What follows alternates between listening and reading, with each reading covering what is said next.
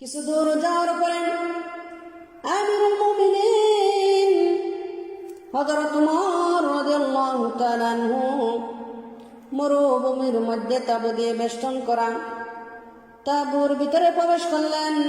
দেখে বললেন, ওগো মা, জলদি করে রুটি বানাও। ওই মহিলা আটা দিয়ে রুটি বানানোর কাজ শুরু করলেন। আমিরুল মুমিনিন হযরত উমর রাদিয়াল্লাহু তাআলা আনহু সবজি কুটে রান্নার কাজে সাহায্য করলেন।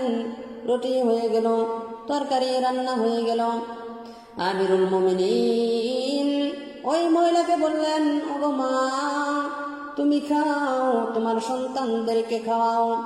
আমিরুল মুমিনিন তার সন্তানদেরকে কোলের মধ্যে নিয়ে রুটিগুলো ছিঁড়ে ছিঁড়ে তরকারির সুরা দিয়ে বিধিয়ে তার সন্তানদেরকে খাওয়াইতেছেন।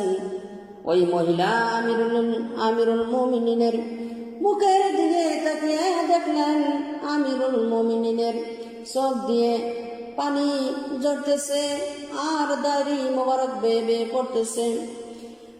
ওই মহিলা বললেন, ওগো পতি, তুমি কে? তোমাকে তো চিনি না, তবে আমার মন বলে খলিফা আমিরুল মুমিনিন উমর না হয়ে তোমার মতো মানুষ যদি খলিফা হতো তাহলে আমাদের কপাল, আমাদের ভাগ্য খুলে যেত।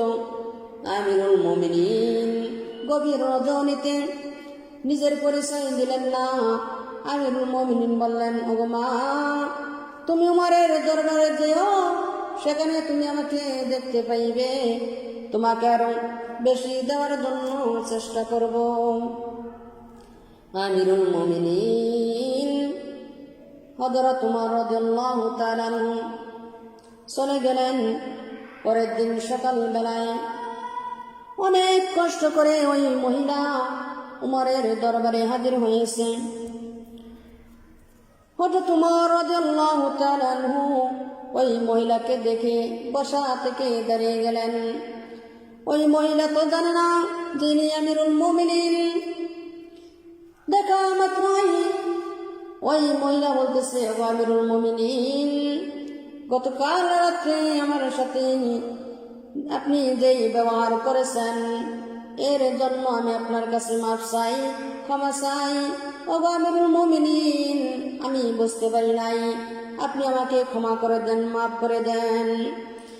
আমিরুল মুমিনিন বললেন, ওগো মা, উল্টো মাপছে, তুমি আমাকে লজ্জা দিও না। তুমি বলার আগে আমি তোমার ঘরে খাবার পৌঁছাতে পারি নাই, এর জন্য কাল কিয়ামতের কঠিন ময়দানে আল্লাহ তাআলার আসামির কাঠগড়ে তুমি আমাকে জবাবদিহি করাইও না।